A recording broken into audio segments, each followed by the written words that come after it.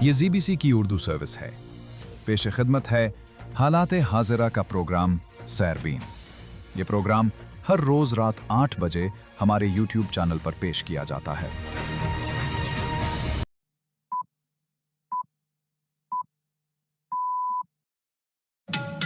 سنیچر 6 دسمبر کے سیربین سے میں ہوں جاوید چودھری. پاکستان اور افغانستان سرحد پر کشیدگی. جمعے کی رات ہونے والی جھڑپوں میں 4 افغان شہری ہلاک. پاکستانی فوج کے ترجمان کی جارحانہ پریس کانفرنس. عمران خان کا نام لیے بغیر سخت تنقید. One delusional mindset and a delusional person جو کہ کیپٹیو ہے اپنی ذات کا, جس کے نزدیک اس کی ذات اور اس کی خواہشات ریاست پاکستان سے بڑھ کر ہیں. خلا سے لی گئی مسجد الحرم کی تصویر نے دنیا کو حیران کر دیا. اور رام مندر مکمل, مگر ایودھیا میں مسجد کی تعمیر اب تک کیوں شروع نہ ہو سکی؟ بھارت میں خوبصورت بچیوں کو قتل کرنے والی خاتون گرفتار. غزہ میں تباہی کے بیچ 54 جوڑوں کی اجتماعی شادی.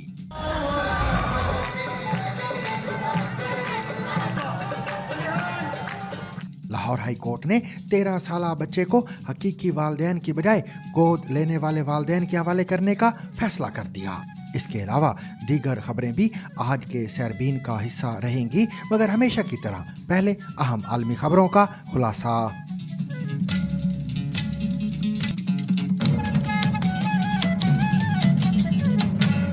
پاکستان سے متصل افغانستان کے سرحدی علاقے سپن بولدک میں کشیدگی بڑھ گئی ہے اور اطلاعات ہیں کہ گزشتہ رات جھڑپوں میں 4 افغان شہری ہلاک ہو گئے ہیں.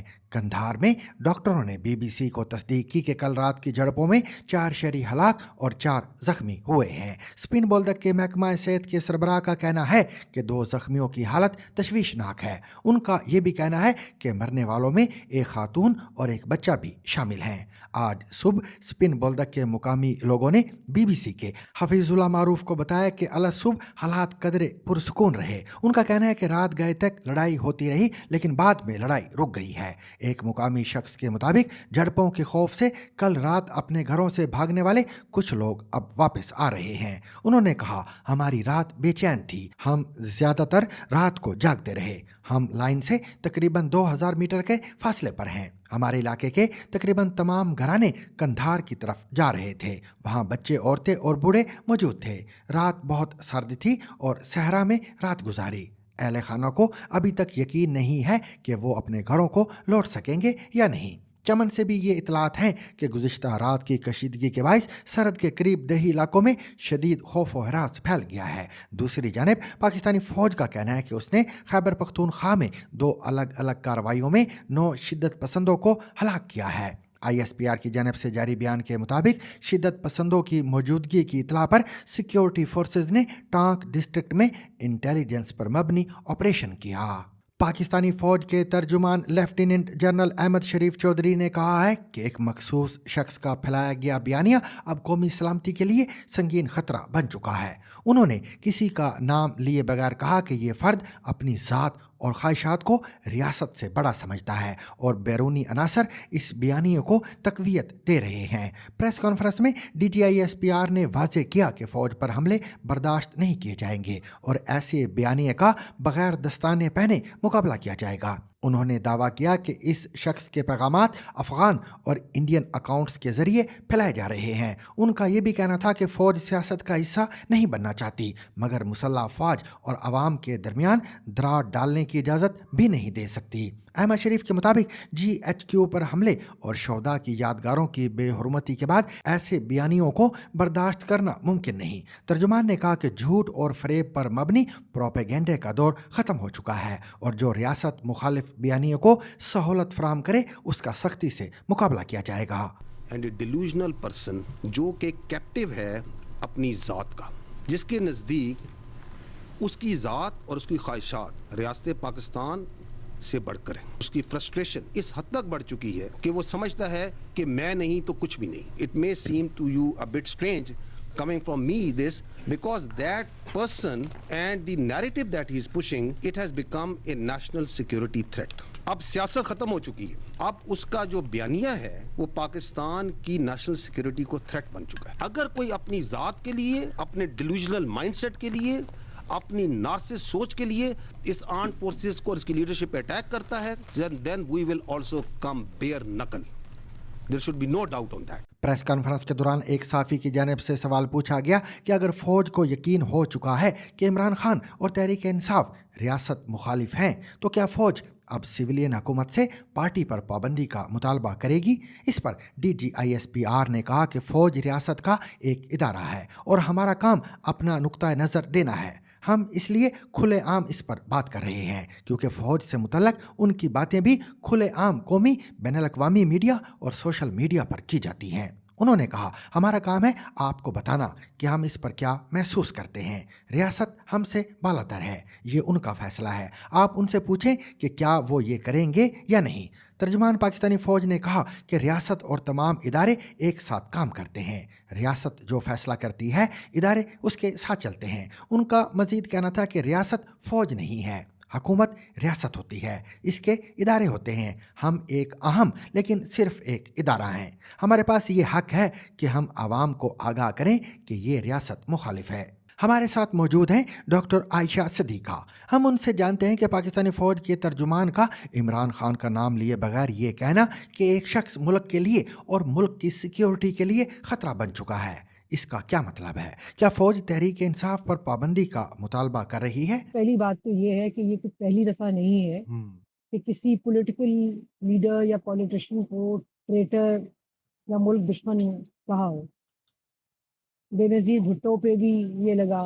آپ کو یاد ہے کہ یہ تو بڑے زمانے نیریٹو بیچا گیا کہ جی انہوں نے انڈیا کو جا کے سکھوں کے نام دے دیے تھے اور اس وجہ سے ہماری پنجاب پالیسی جو ہے ملٹری لیول پہ اس کو نقصان پہنچا وغیرہ وغیرہ. میاں نواز شریف پہ بھی ایسے ہی الزام لگے ہیں. اور سوال یہ پیدا ہوتا ہے کہ جو افغانستان سے پالیسی تھی, جو TTP کے 6,500 لوگوں کو آنے دینا جو ہے وہ تو جنرل باجوہ اور فیض حمید کر رہے تھے نا.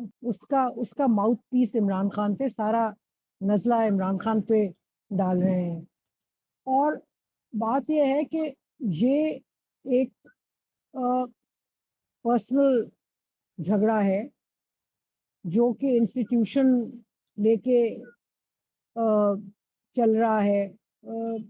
تو اینڈ دا سگنل بیسکلی جو ہے وہ یہ ہے کہ بھائی اب عمران خان ٹوٹلی ان ایکسیپٹیبل. اور اتنی پاور کے بعد دیکھیں نا, میں تو سمجھتی ہوں کہ چیف آف ڈیفینس فورس والا ڈیسیجن جو ہے وہ اتنا اہم نہیں ہے.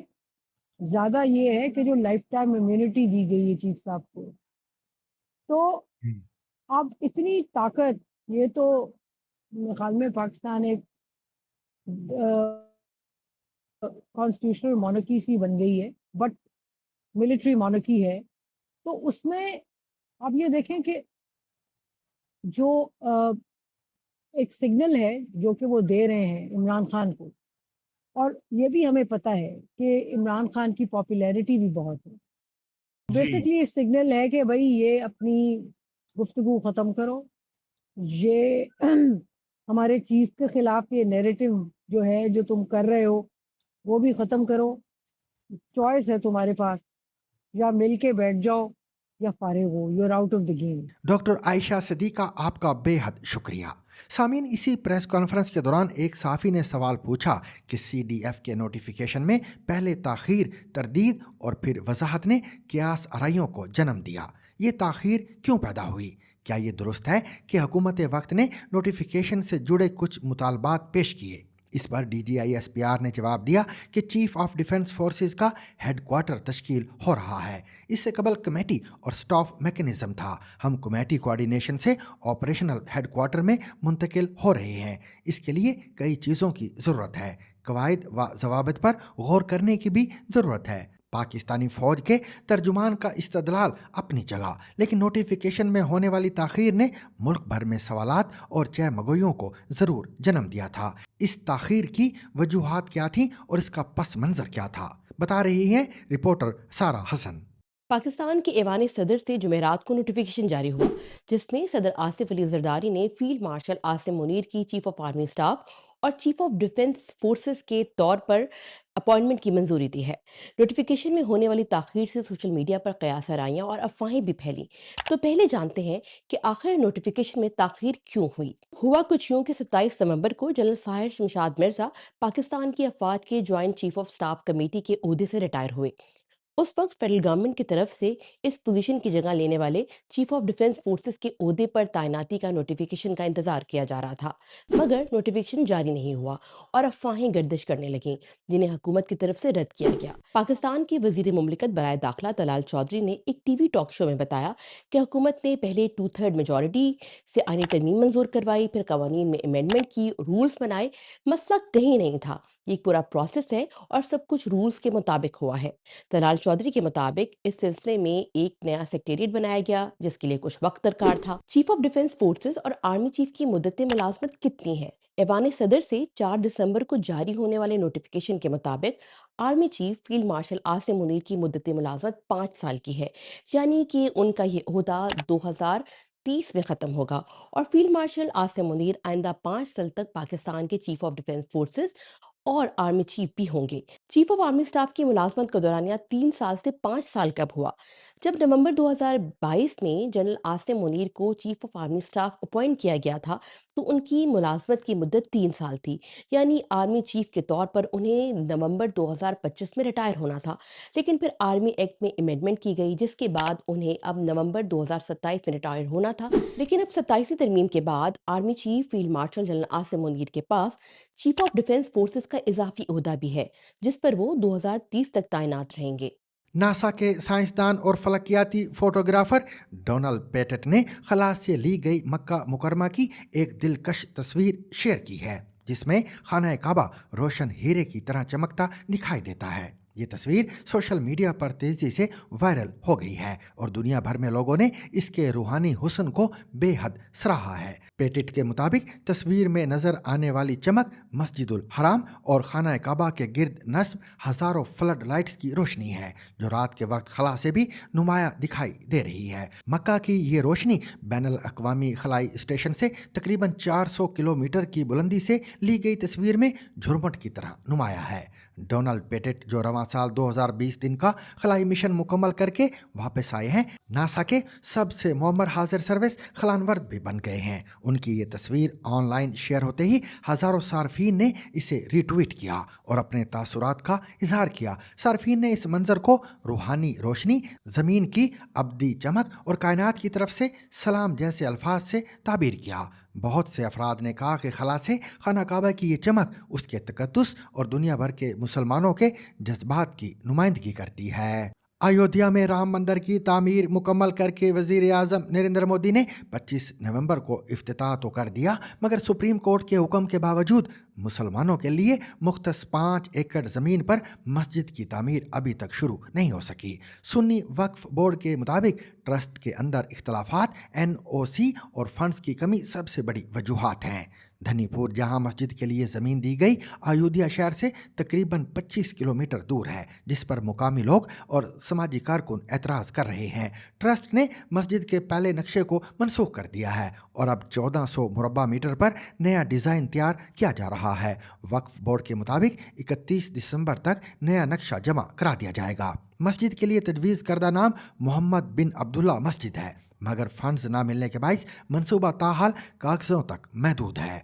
हुकूमत आखिर का जिम्मेदार ट्रस्ट को ठहराती है, जबकि अपोजिशन इस मामले में हुकूमती गफलत का इल्ज़ाम लगा रही है। याद रहे कि 18 दिसंबर सन 1961 में सुन्नी सेंट्रल वक्फ बोर्ड ने अयोध्या केस पर अदालत से रुजू किया था और ये दावा किया था कि सन 1949 तक बाबरी मस्जिद में नमाज अदा की जाती थी। ताहम 22 दिसंबर 1949 को हिंदुओं ने वहां पर अपनी मूर्तियां रख दी और इसी सबब हुकूमत ने इसे ताला लगा दिया। हिंदुओं का दावा है कि ये 16वीं सदी में एक हिंदू मंदिर को मिसमार करके बाबरी मस्जिद तामीर की गई थी। सन 2010 में 30 अक्टूबर को इलाहाबाद हाई कोर्ट ने अयोध्या तनाज़ा में सुन्नी सेंट्रल वक्फ बोर्ड के दावे को तस्लीम किया और इसे 2.70 एकड़ जमीन दे दी, जबकि बाकी जमीन हिंदू फ्रीकैन के पास चली गई। सन 2019 में इस फैसले को सुप्रीम कोर्ट में चैलेंज किया गया और इसके नतीजे में तमाम जमीन राम मंदिर के पास चली गई। इस फैसले में अयोध्या में ही मुसलमानों की मस्जिद के लिए 5 एकड़ ज़मीन मुख्तस करने को भी कहा गया है। ताहम हुकूमत ने मस्जिद के लिए जो ज़मीन मुख्तस की वो अयोध्या से तकरीबन 25 किलोमीटर दूर सोहावल तहसील के धनीपुर गांव में है। इंडिया में अपोजिशन जमातें हुकूमत से मस्जिद की ताख़ीर पर सवाल पूछती हुई नजर आती हैं और समाजवादी पार्टी हुकूमत पर इम्तियाज़ बरतने का इल्ज़ाम आयद करती है। इसके तर्जुमान मोहम्मद आज़म का कहना है कि सुप्रीम कोर्ट ने कहा था कि मस्जिद की ज़मीन नुमाया मुकाम पर मख्तस की जाएगी, लेकिन हुकूमत ने ज़मीन अयोध्या से 20 किलोमीटर दूर दी है। उन्होंने इल्ज़ाम आयद किया कि सुन्नी वक्फ बोर्ड भी हुकूमती मशीनरी की तरह काम कर रहा है और मस्जिद की तामीर में ताख़ीर से काम ले रहा है। ताहम बीजेपी का कहना है कि इस सारे मामले में हुकूमत का कोई अमल दखल नहीं है। तौहीन मजहब के मुकदमे में गिरफ्तार मजहबी स्कॉलर इंजीनियर मोहम्मद अली मिर्ज़ा को हाई कोर्ट के हुक्म पर अडियाला जेल से 3.5 माह बाद जमानत पर रिहा कर दिया गया है।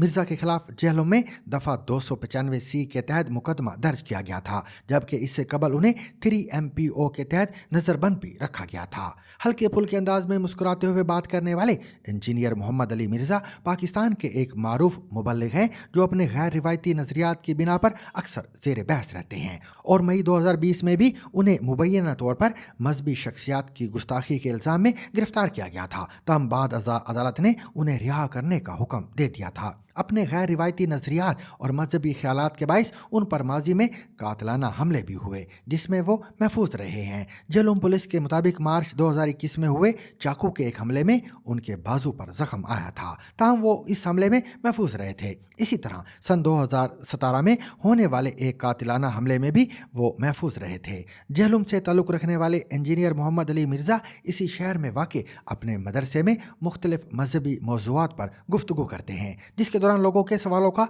सिलसिला भी जारी रहता है। उनके अपने यूट्यूब चैनल पर मौजूद 2471 से ज़ायद वीडियोस लाखों मरतबा देखी जा चुकी हैं और उनके सब्सक्राइबर्स की तादाद 31 लाख से ज़्यादा है। मुतवस्त तबके से ताल्लुक़ रखने वाले इंजीनियर मोहम्मद अली मिर्ज़ा के बारे में बताया जाता है कि उनकी सबसे बड़ी क़ुव्वत यह है कि वो किसी मजहबी या सियासी गिरोह से अपना ताल्लुक़ ज़ाहिर नहीं करते, चुनांचे वो आज़ादी से अपने मौक़िफ़ का इज़हार करते नज़र आते हैं। वो अपने बारे में भी कहते हैं कि उनका ताल्लुक़ किसी मसलक से नहीं और उनका नारा है कि मैं हूँ मुस्लिम इल्मी किताबी।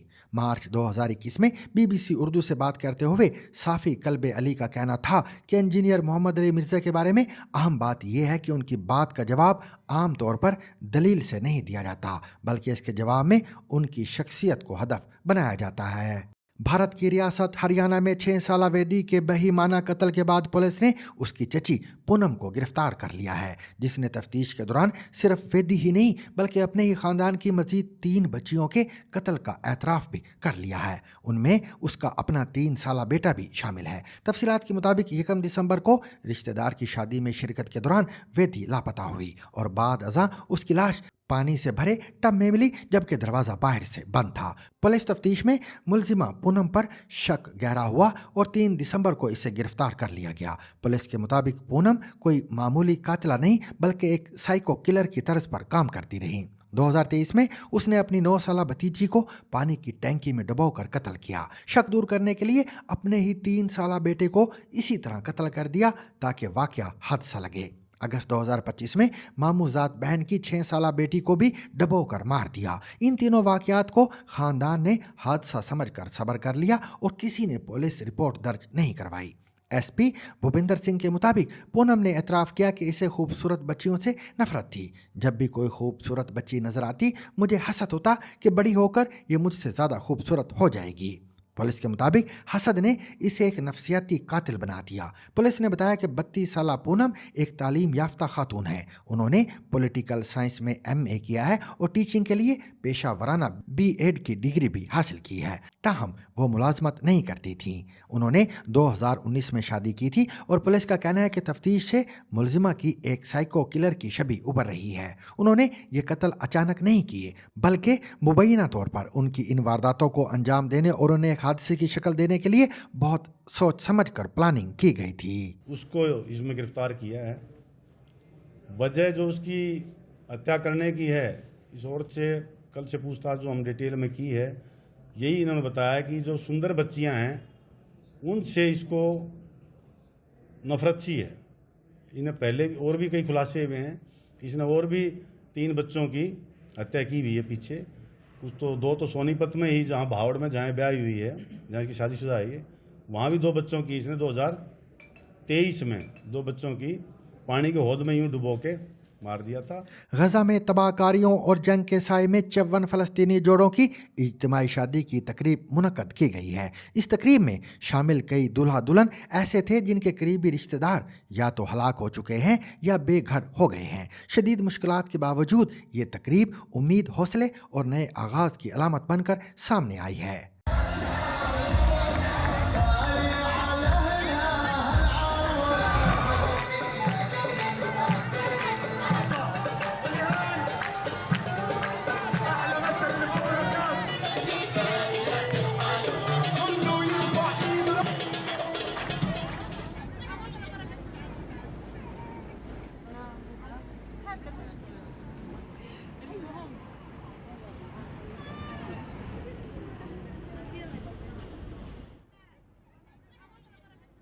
كتير فرحتي ناقصة، كتير كتير كتير كتير ناقصة.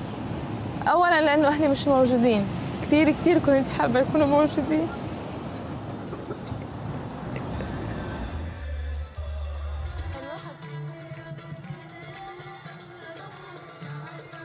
شعور لا يوصف، طاير من الفرح إنه رغم كل اللي صار إحنا بدنا نبدأ حياة جديدة الحمد لله وبدنا نفرح، وإن شاء الله تكون هذه نهاية الحرب إن شاء الله. पाकिस्तान के शहर लाहौर में हाई कोर्ट ने एक अहम केस में 13 साला लड़के की कस्टडी उसके हकीकी वालदेन को देने की बजाय गोद लेने वाले वालदेन जो बच्चे के चचा और चची हैं के सुपुर्द करने का हुक्म दिया है। अदालत ने करार दिया कि बच्चों की हवालगी के मामलात में सबसे अहम उनकी फलाह व बहबूद और ख्वाहिश है। ये केस पसरूर के 2 भाइयों के दरमियान उस वक्त पैदा हुआ जब बड़े भाई ने 12.5 साल कबल अपना 6 माह का बेटा छोटे भाई को औलादे नरीना ना होने पर दे दिया था। बाद अज़ा ख़ानदानी तनाज़े के बायस हकीकी वालदैन ने बच्चे की वापसी का दावा दायर किया, जिसे मातहत अदालतों ने तस्लीम भी कर लिया था। ताहम हाई कोर्ट ने इन फैसलों को कालादम करार देते हुए कहा कि बच्चा वाज़े तौर पर उन वालदैन के साथ रहना चाहता है जिन्होंने इसे पाला पोसा है। अदालत के मुताबिक हकीकी वालदैन ये साबित ना कर सके कि हवालगी आर्जी थी या बच्चे की परवरिश में कोई कोताही हुई। मजीद ये कि हकीकी वालिद के घर का बड़ा और पेचीदा माहौल बच्चे के लिए मौजू नहीं था। तहरीरी फैसले में यह भी कहा गया है कि मौजूदा केस में बच्चे ने अदालत के रूबरू बयान दिया कि वो हकीकी वालदैन की बजाय उन वालदैन के साथ रहना चाहता है जिन्होंने इसे पाला पोसा। अदालती फैसले के मुताबिक बच्चे की जानिब से ये बयान दिए जाने के बाद अदालत ने 1 हफ्ते के लिए बच्चे को उसके हकीकी वालदैन के घर भी भेजा ताकि अगर वो अपनी राय बदलना चाहे तो बदल ले। ताहम बच्चे ने दोबारा पेशी पर फिर से अपने साबका बयान का इयादा किया और अपने चचा और चची के साथ जाने का बयान दिया। हकीकी वालदैन ने हाई कोर्ट के फैसले के खिलाफ सुप्रीम कोर्ट से रुजू करने का ऐलान किया है, जबकि गोद लेने वाले वालदैन ने अदालत के फैसले पर खुशी का इजहार किया है। फैमिली कवानीन के माहिर सऊद सुल्तान खान एडवोकेट कहते हैं कि पाकिस्तान में नाबालगों से मुतल्लक एक्ट 17 राइज है, जिसमें फैसला करने वाला जज हवालगी के केसेस में बुनियादी तौर पर बच्चे की फलाह व बहबूद को मुकद्दम रखता है। उन्होंने कहा कि इस कानून के मुताबिक बच्चे की तहवील का फैसला वालदैन या रिश्तेदारी की बुनियाद पर नहीं किया जाता, बल्कि इस बुनियाद पर होता है कि बच्चे की भलाई किस जगह है। और बज़ाहिर हालिया केस में भी अदालत आलिया ने यही असूल इस्तेमाल किया है। और सामीन, इसके साथ ही आज का सैरबीन अपने इख्तिताम को पहुंचा। मुझे और मेरी पूरी टीम को कल तक के लिए इजाज़त दीजिए, लेकिन इजाज़त लेने से कबल अब तक की खास खबरें।